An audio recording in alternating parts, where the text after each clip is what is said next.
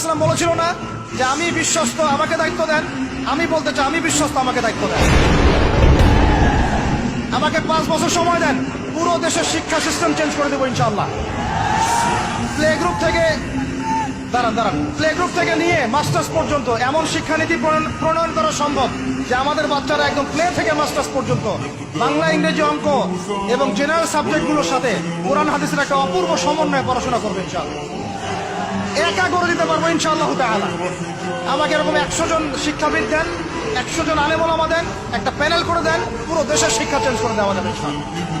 যাদেরকে রেখেছেন এদের মাথায় গোবর আছে, যাদেরকে রেখেছেন এদের মাথায় টাটকা গোবর আছে। বইপত্রগুলোর অবস্থা দেখেছেন? বইপত্রগুলো ঘাটাঘাটি করেছেন?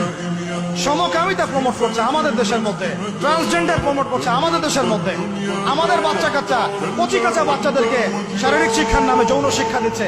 এগুলো আমাদের মুসলমানদের শিক্ষা? এটা চলতে থাকলে দেখবেন অচিরেই কোনো মানুষ বাচ্চাদেরকে স্কুলে পাঠাবে না।